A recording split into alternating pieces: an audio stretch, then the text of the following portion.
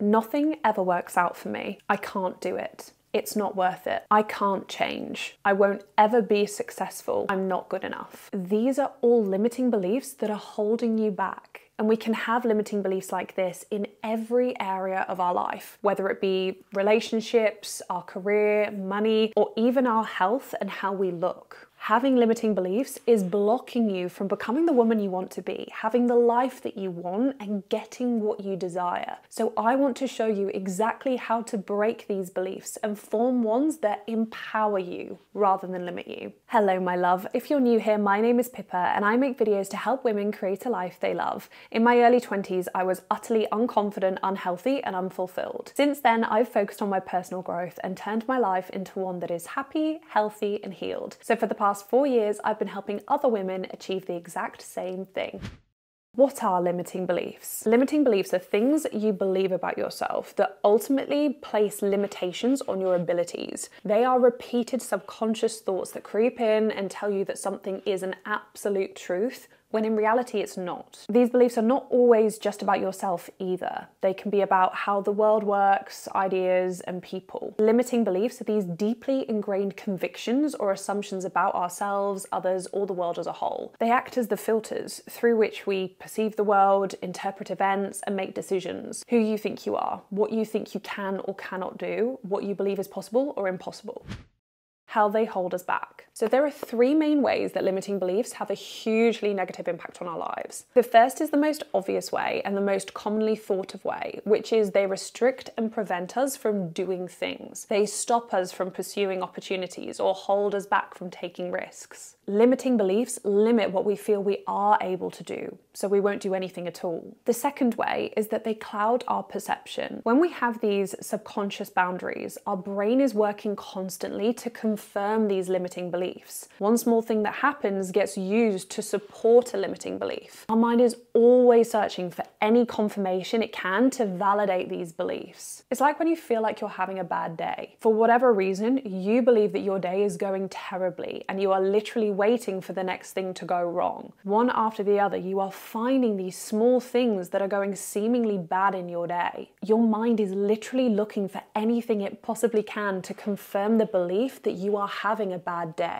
There's almost this strange satisfaction that you are getting when something else goes wrong that you use to validate this limiting belief about your day. In reality, there are things that are happening that are good, but your brain just refuses to acknowledge them because it doesn't fit this belief that you are trying to build on. My day is going badly, so I'm only going to take notice of the bad things. Limiting beliefs also stop you from taking opportunities that are right in front of you as well, because you don't even see these opportunities. You are blinded and your perception is clouded because anything that doesn't align and validate a limiting belief gets overlooked. There are huge opportunities available to you every day that are not even noticed because your limiting beliefs restrict you from noticing them. The third way that limiting beliefs impact our lives is that they become our reality. We are a product of our beliefs. So if we are filled with all of these limiting beliefs, they become truths in our lives, not because they are truths, but simply because we treat them like they are. This is the culmination of the 2 previous points I just mentioned, and I'll give you an example. If you have a limiting belief about your career and think that you will never be able to earn a 6-figure income, you believe that that is just not possible for you, this belief will prevent you from doing things. It will prevent you from applying for jobs with a 6-figure salary. It will prevent you from taking the courses or doing the programs that could get you to that income. It will stop you from taking the risk of starting your own business to get that income. And then this belief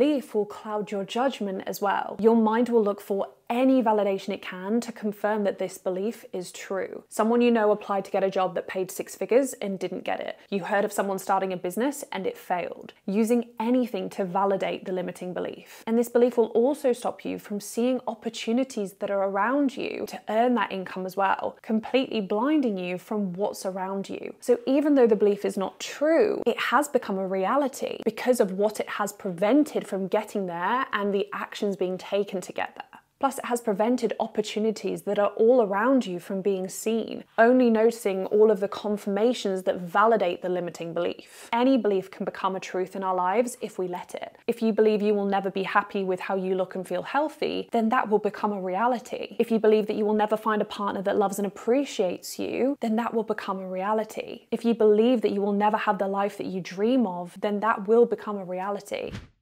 How we overcome them. There are 4 simple steps to overcoming limiting beliefs. So the first step is to identify any limiting beliefs you have and to understand where they come from. To discover your limiting beliefs, think about the things you would like to achieve but aren't currently working towards. Who is the woman you want to be? What is the life you want to have? Then look for the justification as to why you are not working towards these things. The justification usually starts with the word because after you ask yourself why you're not working towards something. This is easier said than done and may take some time to really dive deeply into, but eventually you will have found some clear limiting beliefs that you have. Then you want to understand where the limiting beliefs came from. Limiting beliefs can form from a lot of different places, and it's not always about necessarily having a personal negative experience. You might not be able to figure out where a limiting belief originated, but if you can work it out, it will help you with the next steps. Some of the common ways they are formed are our own life experience. Any experience that we have in life gives us feelings we remember. These conclusions that you draw from experiences dictate what you choose to do in the future. Things from our childhood that shapes us and our beliefs, our past failures and setbacks. Our family is another. Our parents and other family members taught us a set of beliefs that started before we were even consciously aware of it. We start developing our core beliefs when we're young based on what we learn from our family.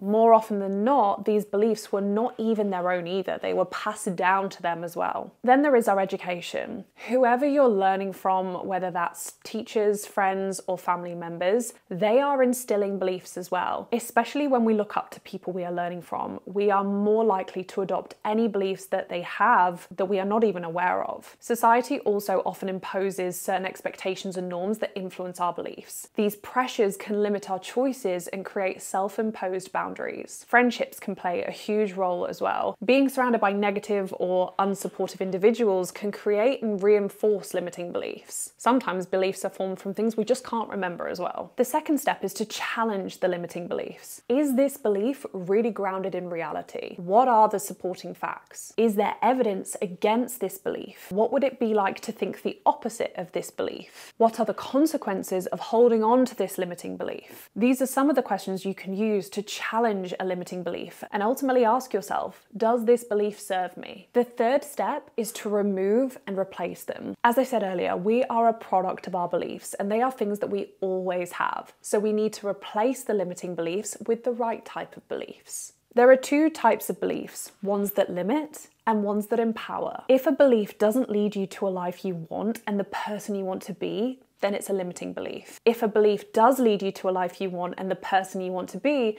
then it's an empowering belief. We want to remove all of the limiting ones and replace them with empowering ones. The limiting beliefs have been challenged and broken down. It's now easier to cut them out. And it's easier to prevent them from coming back because we know where they came from and how they don't serve us. So what empowering beliefs could you replace the old limiting ones with? What would you believe you could do if you weren't afraid? If you knew that you couldn't fail? These are the things to think about and ways you form new beliefs to adopt. The fourth and final step is to build undeniable and unequivocal evidence to back up your new empowering beliefs. This is the part that most people don't understand and always leave out when it comes to talking about changing beliefs. Without evidence, eventually your empowering beliefs will falter. You can't tell yourself over and over again that something is true, but then not back it up. Building evidence is the way to make empowering beliefs stick and to get stronger and bigger. You know that you can stand up right now and walk across the room. This is a belief that's not simply there because it's empowering or because it serves you. You have this belief because you have proof. You have evidence that you can do it. This is exactly how we build truly strong and empowering beliefs. They are beliefs that empower us, but they are also backed up by evidence we have provided that they are true. This takes time, of course, but work towards small wins and small things that give evidence that there is truth to your empowering beliefs. I really hope that you enjoyed this video and I can't wait to see you on the next one. Love you.